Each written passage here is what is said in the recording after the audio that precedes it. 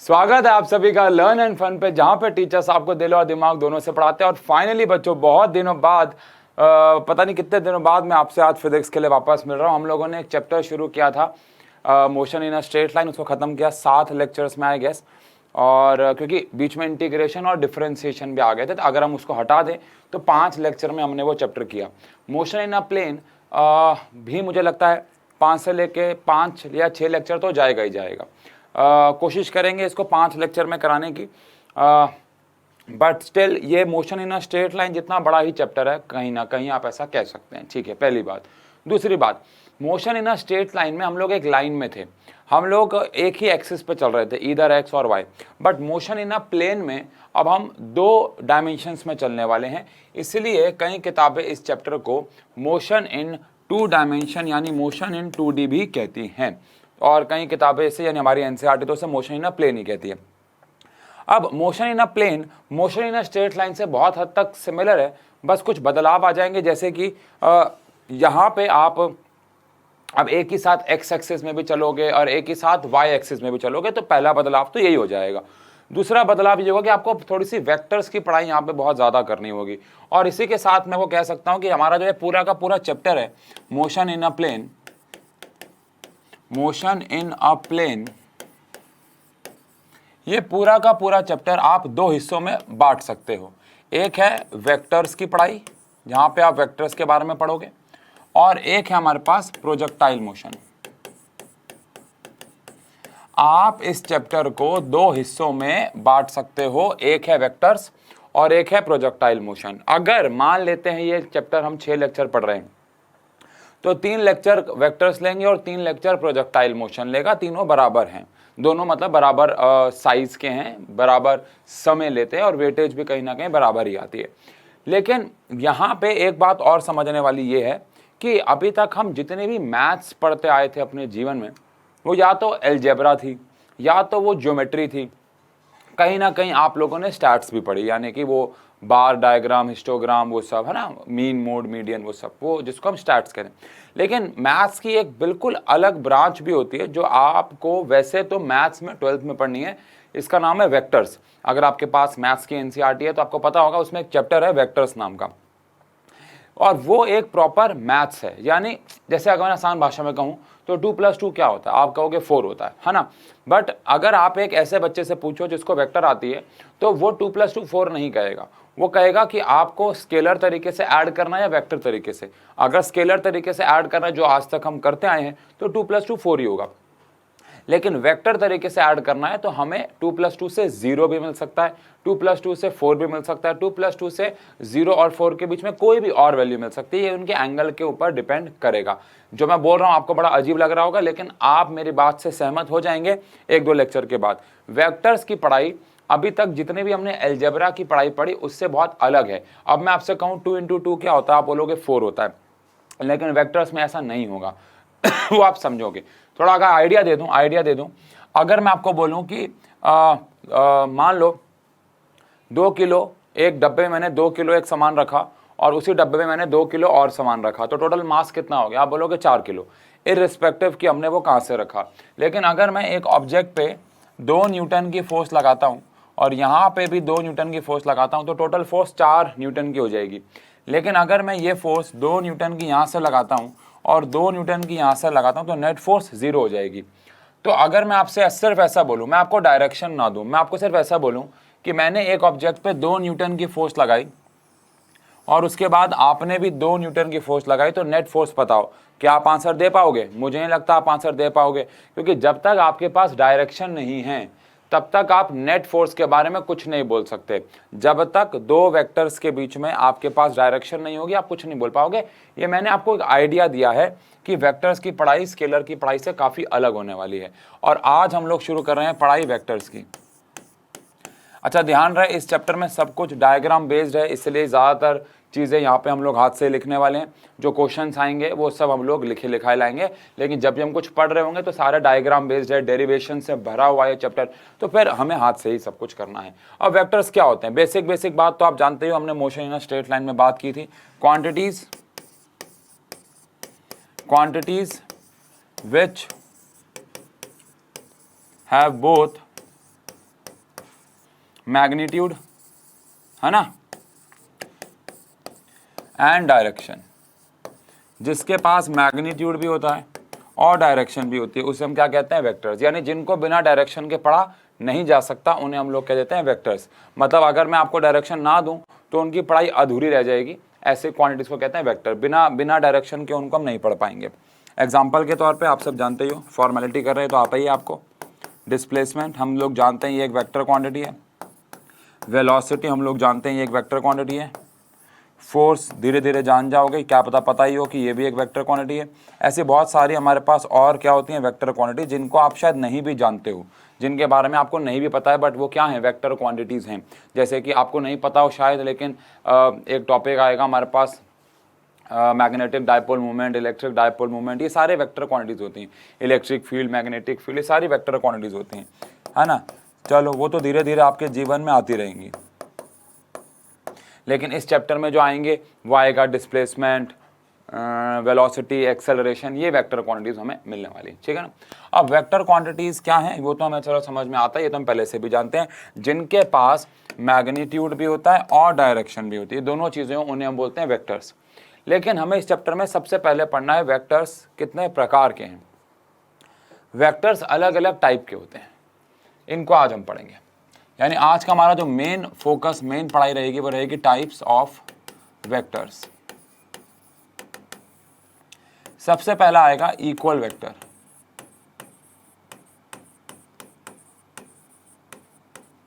देखो अभी तक क्या होता था, कोई चीज इक्वल होती थी जब उसका मैग्नीट्यूड बराबर होता था, मतलब 5 और 5, है ना। लेकिन वेक्टर में दो चीजें होती हैं, एक तो मैग्नीट्यूड भी होता है मतलब अमाउंट, और एक होता है डायरेक्शन। तो अगर कोई वेक्टर को आपको इक्वल वेक्टर कहना है तो वह कब कह पाओगे, जब उसका मैग्नीट्यूड का मतलब अमाउंट होता है, वैल्यू होती है, और उसकी डायरेक्शन दोनों सेम हो, तो ऐसे वेक्टर्स को हम लोग कहेंगे इक्वल वेक्टर्स। यानी उनका मैग्नीट्यूड और उनकी डायरेक्शन दोनों सेम होनी चाहिए, ऐसे वेक्टर्स को हम लोग कहेंगे, और ऐसे वेक्टर होंगे इक्वल वेक्टर्स।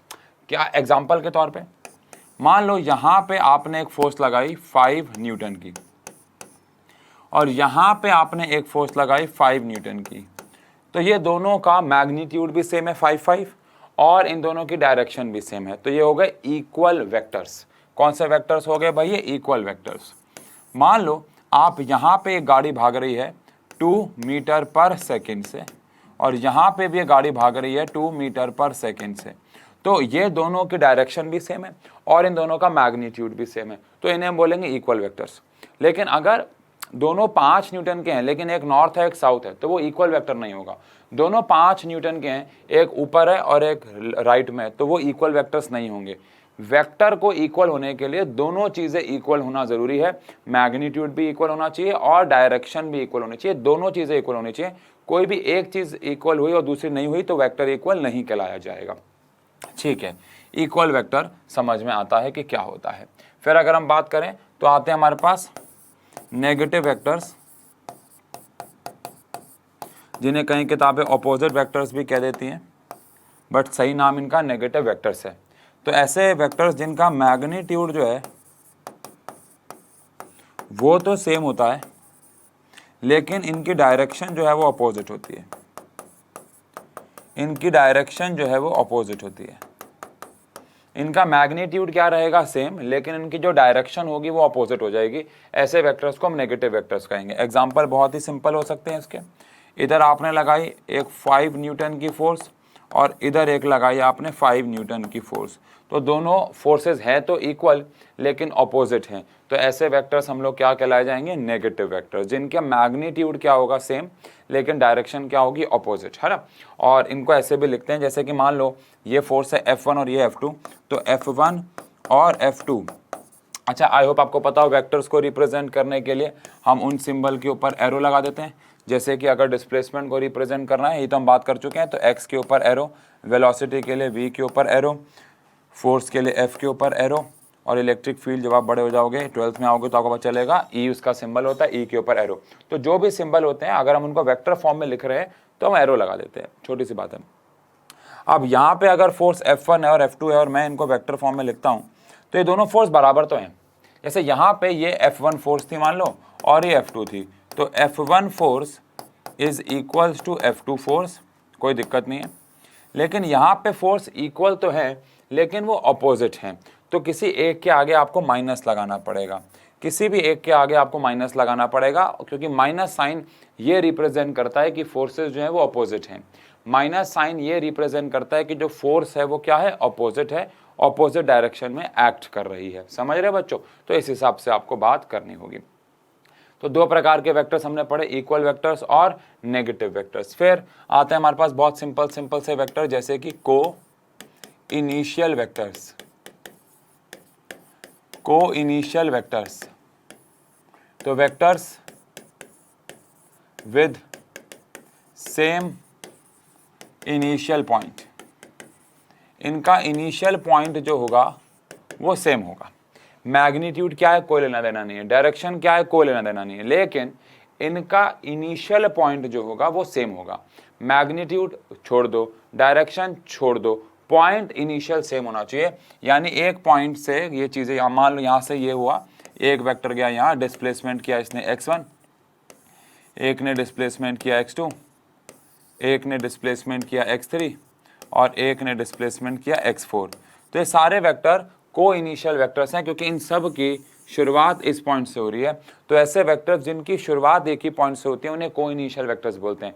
प्रैक्टिकल लाइफ का एग्जांपल दूं, डेली लाइफ का एग्जांपल दूं, तो एक्सप्लोजन, जब बम फटता है कोई, तो उसके जो टुकड़े होते हैं, है ना, तो वो को इनिशियल वेक्टर्स को रिप्रेजेंट करते हैं।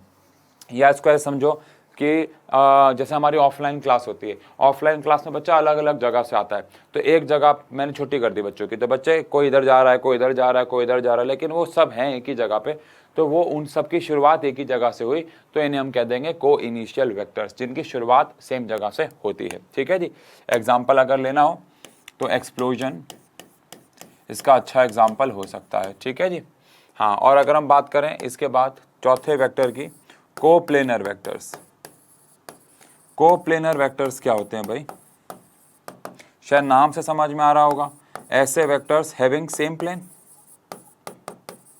हैविंग सेम प्लेन, ऐसे वेक्टर्स जिनका सेम प्लेन हो। प्लेन का मतलब जैसे कि एक्स वाई में अगर वो घूम रहे हैं तो सारे एक्स वाई प्लेन में ही घूमे। आई होप आपको पता है वी हैव एक, जैसे कि अगर हमारे पास तीन एक्सेस है, x axes, y axes, z axes, तो अगर ये एक्सेस एक्स है, ये एक्सेस वाई है, तो बाहर वाली जेड हो गई, तो एक हो गया एक्स वाई प्लेन, एक हो गया एक्स जेड प्लेन और एक हो गया वाई जेड प्लेन। आपके घर के कोने पे अगर आप जाओ तो आपको तीन सरफेस मिलेंगे, एक आपका फ्लोर मिला, एक आपकी साइड वाली दीवार मिली, एक आपकी फ्रंट वाली दीवार मिली, ये तीन प्लेन है। अब मान लो कोई जैसे इस सामने वाली दीवार पे दो छिपकलियां चल रही हैं, तो वो इसी दीवार पे चलेंगी, है ना, तो ये हो जाएगा हमारे पास कोप्लेनर। उनका जो डिस्प्लेसमेंट होगा, उनका जो डिस्टेंस होगा, डिस्टेंस तो खैर स्केलर क्वांटिटी होता है, उनका जो डिस्प्लेसमेंट होगा वो कोप्लेनर वेक्टर्स की फॉर्म में रिप्रेजेंट किया जा सकता है, क्योंकि वो एक ही प्लेन में है। आप और मैं एक ही ज़मीन पे स्केटिंग कर रहे हैं, स्केट्स चला रहे हैं, तो हम कौन से वेक्टर्स कहलाए जाएंगे, कोप्लेनर वेक्टर्स, क्योंकि हम एक ही प्लेन पे, एक ही सरफेस पे हम स्केट्स चला रहे हैं, है ना, गेटिंग माय पॉइंट। तो लेकिन छिपकली चल रही है इस दीवार पे और मैं चल रहा हूँ इस फ्लोर पे, तो हम कोप्लेनर नहीं है, उसका प्लेन अलग है, मेरा प्लेन अलग है। तो ऐसे वेक्टर्स जिनका प्लेन सेम होता है उन्हें हम कह देते हैं कोप्लेनर वेक्टर्स। तो having same plane, having same plane को हम क्या बोल देंगे, कोप्लेनर। जैसे कि अगर ये एक्स एक्सिस है हमारे पास और ये वाई है, तो ये दोनों वेक्टर्स, ये मान लो कोई ए वेक्टर कुछ भी है और ये कोई बी वेक्टर है कुछ भी है, तो ये कोप्लेनर वेक्टर है, क्योंकि ये सेम प्लेन में, यानी कि एक्स वाई प्लेन में है ना। मान लो इसके एग्जांपल में हम लोग लिख देते हैं, डिस्प्लेसमेंट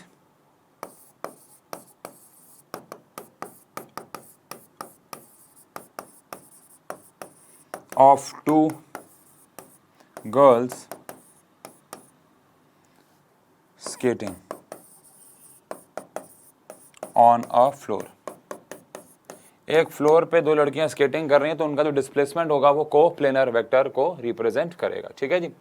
तो ऐसे ऐसे करके हमारे पास पहला वेक्टर कौन सा आया, इक्वल, दूसरा आया नेगेटिव, तीसरा आया हमारे पास कोइनिशियल, चौथा आया हमारे पास कोप्लेनर। इसके बाद आते हैं हमारे पास पैरेलल वेक्टर्स। बहुत ही इंटरेस्टिंग होते हैं पैरेलल वेक्टर्स। और पैरेलल वेक्टर्स के बाद हम आगे चलेंगे एक इंपॉर्टेंट टॉपिक पे कि how to represent a vector. बहुत इंपॉर्टेंट टॉपिक होगा, बट ठीक है, पहले बात करते हैं पैरेलल वेक्टर्स की। नाम से क्या लग रहा है भाई, ऐसे वेक्टर जो एक दूसरे के पैरेलल हो, बट ध्यान रखिएगा वेक्टर्स पैरेलल कैसे कैसे हो सकते हैं।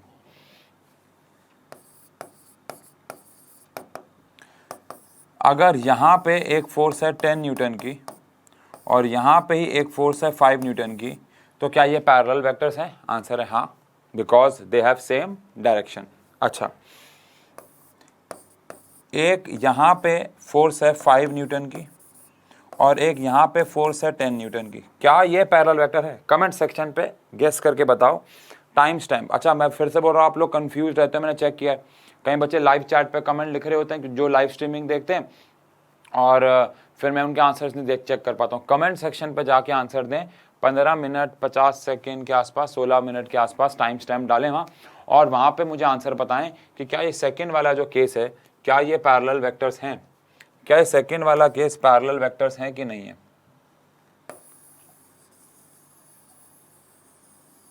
हाँ जी, डाल दिया? तो आई होप डाल दिया है और आंसर लिखा है हाँ, क्योंकि ये भी पैरेलल वेक्टर्स हैं। लेकिन अगर मैं बोलूँ कि एक वेक्टर ऐसे जा रहा है और एक वेक्टर ऐसे जा रहा है, तो ये पैरेलल वेक्टर्स नहीं होंगे।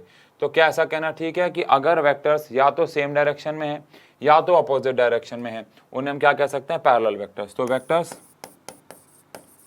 ईदर हैविंग सेम और ऑपोजिट डायरेक्शन, ऐसे वेक्टर जिनका सेम या तो ऑपोजिट डायरेक्शन, इन दोनों में से कोई एक हो, तो ऐसे वेक्टर्स को हम लोग क्या कह देंगे? Parallel vectors. ठीक है जी। तो ये 5-6 प्रकार के, और भी देखो धीरे धीरे बीच में वेक्टर्स आते रहेंगे अगले चैप्टर में। इस चैप्टर में हमें इतने ही काम आएंगे, अगले चैप्टर में और भी वेक्टर्स आते रहेंगे। वो फिर अब आपकी लाइफ में वेक्टर्स की पढ़ाई इंट्रोड्यूस हो गई है, अब वो और बढ़ती चली जाएगी। अगर आपने अपनी लाइफ में पहली बार अलजेब्रा, मुझे नहीं पता, मान लो फर्स्ट क्लास में सीखा था 2+2 4 करना, तो सारी आप उस क्लास में नहीं सीख गए थे। फिर सेकंड क्लास में आपने और एडिशंस किए, थर्ड क्लास में आपने और एडिशंस किए, फोर्थ क्लास में आपने और एडिशंस किए, और ऐसी चीज़ें ऐड होती गई। बिल्कुल यहाँ पे भी आप समझिएगा, चीज़ें आपकी लाइफ में और ऐड होती चली जाएंगी, कम तो होने से रही, वो तो ऐड होती चली जाएंगी बस। ठीक है ना। तो ये हमारे पास आ गए कौन से वेक्टर? Parallel vectors. अब हम यहाँ पे बात करने जा रहे हैं बहुत ही इंपॉर्टेंट टॉपिक की, विच इज़ रिप्रेजेंटेशन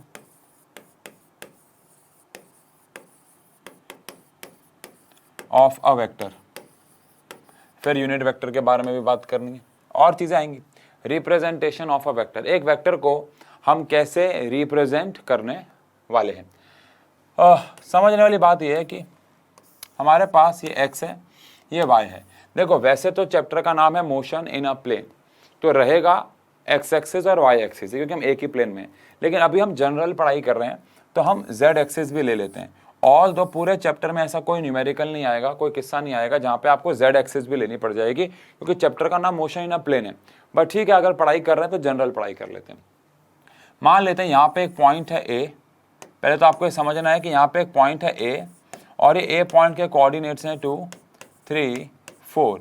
इसका मतलब क्या है, पहले तो ये समझो, ये 2, 3 और 4 का क्या मतलब है। 2, 3, 4 का मतलब है कि ये x एक्सिस में चला है 2, y में चला है 3 और z में चला है 4। तो ये बाहर आ गया है कहीं, है ना। x में चला है 2, y में चला है 3, z में चला है 4। तो इसको हम बोलेंगे कि भैया x एक्सिस की तरफ गया ये 2, y एक्सिस के गया तरफ ये 3 और z एक्सिस की तरफ ये आया 4। तो ये हमारे पास एक वेक्टर हुआ। अब अगर मैं एक वेक्टर को, यानी अभी तो ये a नॉर्मल 2, 3, 4 की भाषा में लिखा गया था, लेकिन अगर मैं इसको वेक्टर फॉर्म में रिप्रेजेंट करना चाहूँ, तो हमारे वेक्टर्स की पढ़ाई ने जो x एक्सिस है उसको दिखाने के लिए आई कैप का इस्तेमाल किया है। x एक्सिस को दिखाने के लिए उन्होंने आई कैप का इस्तेमाल किया है, y एक्सिस को दिखाने के लिए उन्होंने j कैप का इस्तेमाल किया है, और z एक्सिस को दिखाने के लिए उन्होंने k कैप का इस्तेमाल किया है। अभी आप आगे जाके भी समझोगे कैप का मतलब यूनिट वेक्टर होता है, बट अभी आप इसको छोड़ दो। आप ये समझो कि x एक्सिस को रिप्रेजेंट करने के लिए हमने यूज कर दिया है आई कैप, y एक्सिस को रिप्रेजेंट करने के लिए हमने यूज कर दिया है j कैप, और z एक्सिस को यूज करने के लिए हमने k कैप को वहां पे रिप्रेजेंट कर दिया है। अब इसका क्या मतलब है, आओ जरा इसको एक बार समझते हैं। अब हमें यहाँ पे हमारे पास आ गया है a वेक्टर। अब a वेक्टर को हम लोग कैसे लिखेंगे, देखो तो ये है 2, 3 और 4।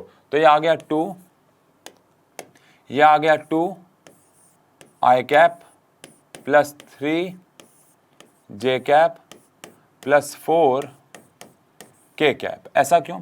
क्योंकि 2 चला है ये x में और x के लिए हम लोग आई कैप यूज करेंगे, 3 चला है ये y में, y के लिए हम जे कैप, और 4 चला है ये z में, तो z के लिए हम यूज करेंगे के कैप।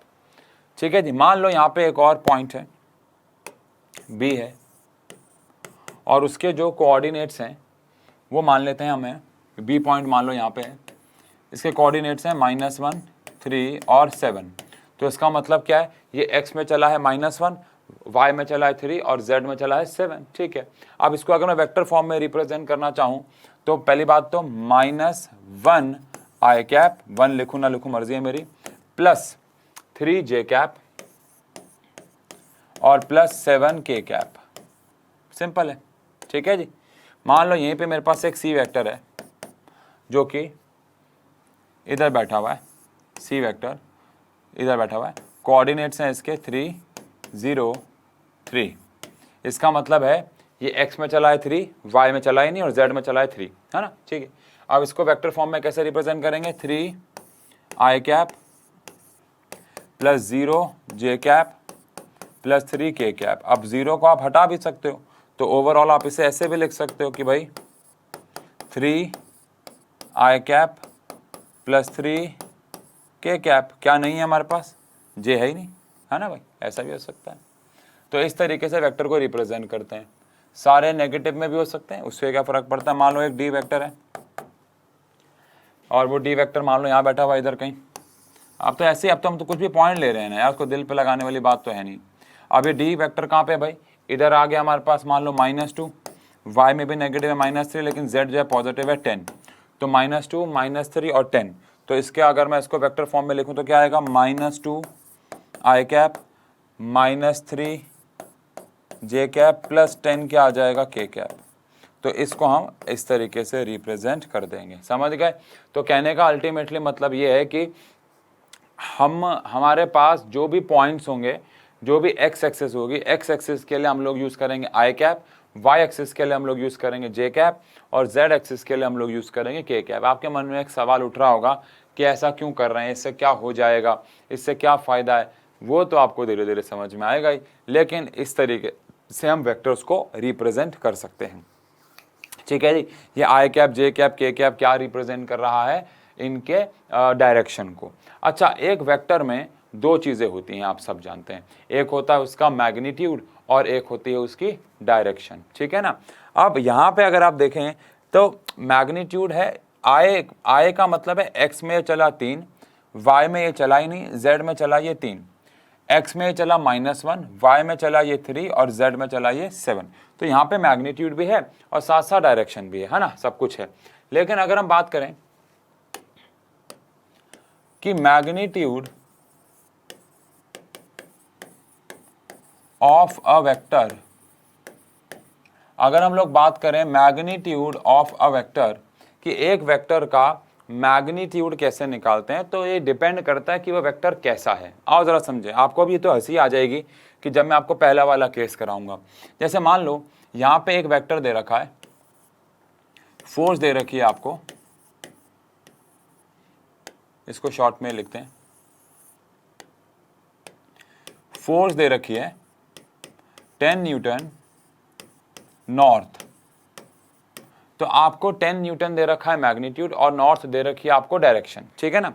लेकिन अगर मुझे एक वेक्टर का मैग्नीट्यूड निकालना है, यानी कि अगर मुझे मैग्नीट्यूड ऑफ फोर्स चाहिए, तो पहली बात तो उसका सिंबल समझो क्या है। एक तरीका तो यह है कि आप सिर्फ F लिखो, ऊपर से एरो को हटा दो। दूसरा तरीका यह है कि आप F एरो भी लगाओ, लेकिन आसपास ऐसे दो डंडे लगा दो। इन दो डंडों का मतलब होता है कि हम क्या निकाल रहे हैं, इसका मैग्नीट्यूड। इन दो डंडों का मतलब है कि हमने इसका क्या निकाल दिया है, मैग्नीट्यूड निकाल दिया है। लेकिन मैग्नीट्यूड निकालते कैसे हैं, तो बच्चों वैसे तो बहुत आसान है इस केस में यार। मैग्नीट्यूड है 10 न्यूटन और डायरेक्शन है नॉर्थ, तो बस नॉर्थ को हटा दो, क्या बच जाएगा हमारे पास, 10 न्यूटन। कितना सिंपल है। मैंने कहा था आप हंसोगे, हंस भी रहे होगे आप लोग। चलो, जैसे कि मान लो किसी का डिस्प्लेसमेंट हुआ 43 मीटर नॉर्थ ईस्ट में, 43 मीटर नॉर्थ ईस्ट में। तो अब अगर मुझे उसका मैग्नीट्यूड ऑफ डिस्प्लेसमेंट निकालने में, बार बार इतना बड़ा नहीं लिखूंगा, अभी हम शुरू में लिख रहे हैं बस, तो या तो मैं सिर्फ x लिख दूं या फिर मैं x के ऊपर वेक्टर को रहने दूं और दो डंडे बना दूं। इसका मतलब भी है मैग्नीट्यूड ऑफ डिस्प्लेसमेंट, इसका मतलब भी मैग्नीट्यूड ऑफ डिस्प्लेसमेंट है, और पूरा तो लिख ही सकते हैं। अब 43 मीटर नॉर्थ ईस्ट है तो मैं सिर्फ 43 मीटर लिख दूंगा। तो आप कहोगे सर क्या ही मजाक कर रहे हो आप, बस आप डायरेक्शन ही तो हटा रहे हो। हाँ, तो यही तो मैग्नीट्यूड है। मजा कब आएगा? जब वो आई जे के की फॉर्म में होगा, बात करते हैं अभी। लेकिन ऐसे वाले केस में तो कुछ भी नहीं करना है आपको। एक एग्जांपल चलो और ले लेते हैं, जैसे कि मान लेते हैं हमारे पास किसी की वेलोसिटी दे रखी है 15 मीटर पर सेकेंड साउथ मान लो। तो मुझे यहां पे वेलोसिटी का मैग्नीट्यूड निकालना है ना, तो वो क्या आ जाएगा 15 मीटर पर सेकेंड, साथ हटा दिया। ये काम कितना आसान है ना। लेकिन अगर कोई वेक्टर इस फॉर्म में लिखा हुआ है, बहुत ध्यान से सुनना, अब इम्तिहान की घड़ी आ गई है बच्चों। मान लो कोई वेक्टर लिखा हुआ है 2i cap plus 3j cap minus 4k cap, 2i cap plus 3j cap minus 4k cap. अब इसके अंदर आप मैग्नीट्यूड कैसे निकालोगे? क्योंकि यहाँ पे 3 अलग अलग डायरेक्शंस हैं। अभी तक हम जितने, ये तो बहुत सिंपल से केस थे, यहाँ तो सबके पास एक ही डायरेक्शन थी और बस हटा दिया। लेकिन यहाँ पे हमारे पास 3 अलग अलग डायरेक्शन हैं। वो 2 चला है x एक्सिस के डायरेक्शन में, और वो 3 चला है y एक्सिस के डायरेक्शन में, और वो -4 चला है z एक्सिस के डायरेक्शन में। तो ये सबके लिए अलग अलग है। अब मैं ना यहाँ पे आपको मैग्नीट्यूड निकालना तो सिखाऊंगा, बट ध्यान दीजिएगा आपको वो, मतलब देखो 2 सवाल उठेंगे। पहला कि हम क्या कर रहे हैं, वो तो आपको समझ में आ जाएगा, लेकिन हम ऐसा क्यों कर रहे हैं उसका आंसर आपको मिलेगा शायद तीसरे लेक्चर तक जब हम पहुंचेंगे, जहां पे हम वेक्टर्स को ऐड करना सीखेंगे ट्राइंगल लॉ से। अगर आप ये चैप्टर पहले कहीं कर चुके और यहाँ सिर्फ रिवीजन के लिए आए हो तो शायद आपको पता ही हो कि वो जो मैं भी कर रहा हूँ उसका क्या कारण है, बट उसके पीछे कारण है। अभी आपको कारण नहीं दे सकते क्योंकि वो ट्राइंगल लॉ में छुपा हुआ है। ट्राइंगल लॉ से हम वेक्टर्स को ऐड करना सीखते हैं, उससे आपको कारण मिल जाएगा। लेकिन अभी के लिए अगर इस फॉर्म में कोई वेक्टर हो और मुझे वेक्टर का मैग्नीट्यूड निकालना हो, तो कैसे निकालेंगे आओ जरा ध्यान से समझें। i के साथ वाला जो भी है उसका आपको स्क्वायर कर देना है, प्लस j के साथ वाला जो भी है उसका आपको स्क्वायर कर देना है, प्लस k के साथ जो भी है उसका आपको क्या कर देना है स्क्वायर, और इसका क्या कर देना है under root. I repeat, i के साथ वाले का स्क्वायर, j के साथ वाले का स्क्वायर, k के साथ वाले का स्क्वायर, और उसका कर देना है अंडर रूट। ऐसे करने से हमें इसका मैग्नीट्यूड मिल जाएगा। अभी मैंने आपको बताया पहला सवाल है क्या करना है, करना ये है i के साथ वाले का स्क्वायर, j के साथ वाले का स्क्वायर, k के साथ वाले का स्क्वायर। अगला सवाल ये है क्यों करना है, वो आंसर अभी नहीं मिलेगा आपको। तो ये आ गया हमारे पास 4, ये आ गया हमारे पास 9, और ये आ गया हमारे पास 16। तो जहाँ तक मुझे लगता है ये आ जाएगा √29, ठीक है ना।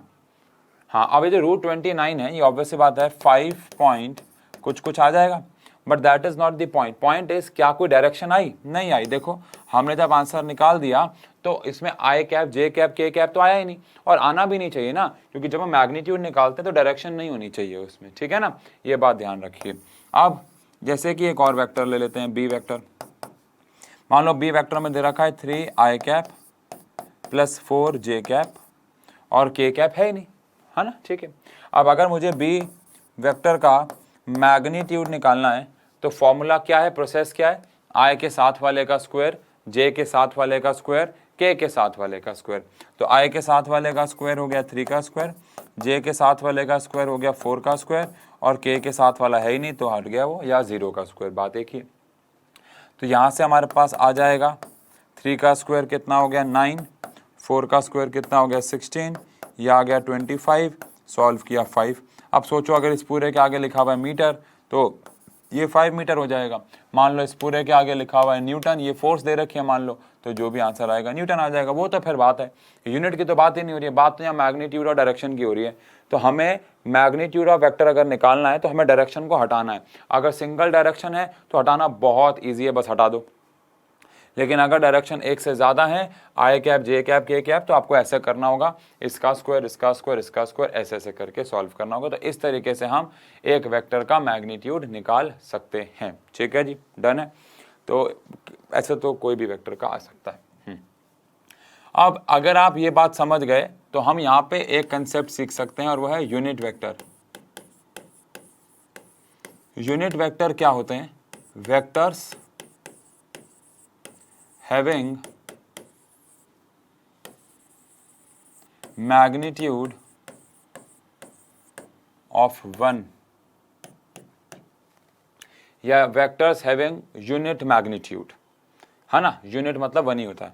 वेक्टर्स हैविंग यूनिट मैग्नीट्यूड, यानी अगर ऐसे वेक्टर्स जिनका मैग्नीट्यूड 1 है उनको हम यूनिट वेक्टर्स कहते हैं। ठीक है जी। और इनको हम लोग रिप्रेजेंट कैप से करते हैं। मान लो कोई वेक्टर है और वो यूनिट है तो उसको हम कैप से रिप्रेजेंट कर देंगे।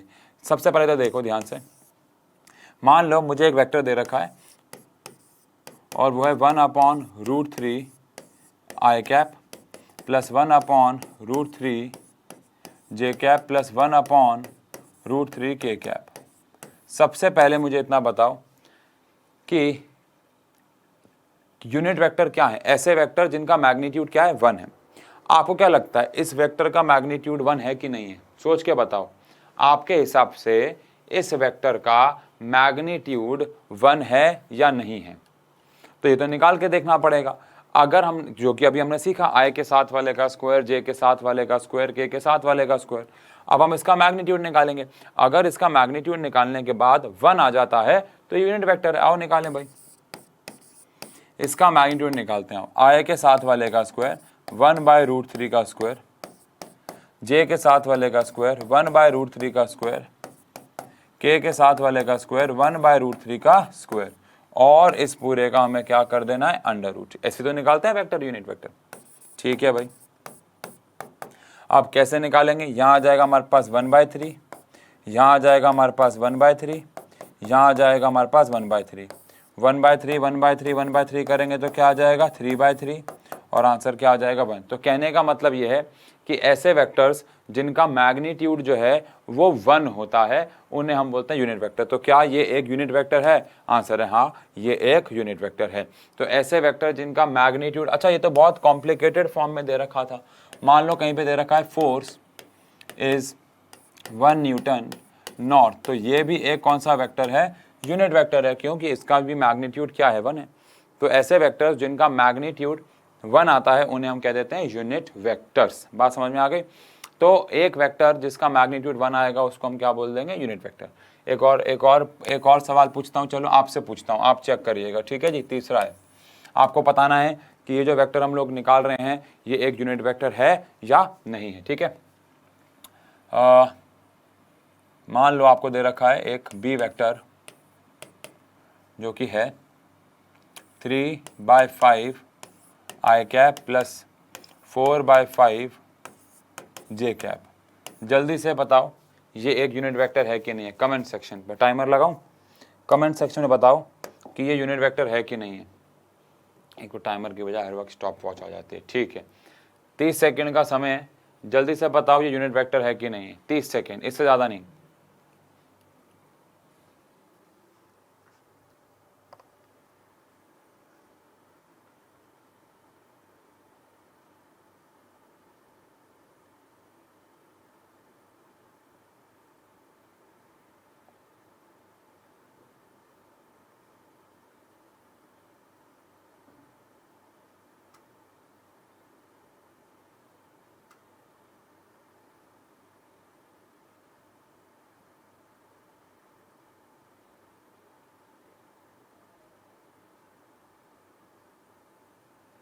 हो गया बच्चों? आई होप आपने कमेंट सेक्शन पर आंसर दे दिया है। यस और नो में टाइम स्टैम्प डाल दीजिएगा 34 मिनट्स 30 सेकंड के आसपास। ठीक है, चलो आओ चेक करें। तो हमें इसका क्या निकालना होगा? मैग्नीट्यूड। अगर इसका मैग्नीट्यूड निकालने के बाद 1 आ जाए तो ये एक यूनिट वेक्टर है, अदरवाइज नहीं है। कैसे निकालते हैं बच्चों? तो भाई आई के साथ वाले का स्क्वायर 3/5 का स्क्वायर j के साथ वाले का स्क्वायर 4/5 का स्क्वायर। तो ये हमारे पास कितना आ जाएगा, ये आ जाएगा 9/25 प्लस 16/25। अब 9/25, 16/25, नीचे 25 is the LCM, 25 is the LCM, और ऊपर कितना आ गया, 25 आ गया। 25 1 हो गया, तो आंसर है हाँ, ये भी एक यूनिट वेक्टर है। तो ऐसे वेक्टर जिनका मैग्नीट्यूड 1 आता है उन्हें हम क्या बोलते हैं, यूनिट वेक्टर्स। ओके, डन है, पक्का, ठीक है। तो मुझे लगता है आज हमें इतना ही पढ़ना चाहिए, क्योंकि बेसिक क्लास है बहुत। इस पे पहले अपनी ग्रिप बनाएं, इस पे पहले काम करें, फिर अगले लेक्चर में हम लोग इनका इस्तेमाल करना शुरू कर देंगे। जो सबसे इंपॉर्टेंट टॉपिक होगा नेक्स्ट क्लास का होगा how to add vectors, vectors को ऐड कैसे करें। फिर हम लोग चलेंगे उसी क्लास में, शायद नहीं, हाउ टू ऐड वेक्टर ही हमारा लेक्चर नंबर 2 होगा। लेक्चर नंबर 3 में हम लोग जो हमारी इक्वेशंस ऑफ मोशन थी उनको हम 2 प्लेन्स में डिवाइड कर देंगे, एक्स और वाई में, और उसके ऊपर कुछ क्वेश्चंस न्यूमेरिकल्स। जो ऑफ लेक्चर नंबर 4 से हम लोग प्रोजेक्टाइल मोशन शुरू करेंगे। प्रोजेक्टाइल मोशन लेक्चर नंबर 4 पे चलेगा, थोड़ा बहुत हो सकता है 5 पे चले, देख लेंगे।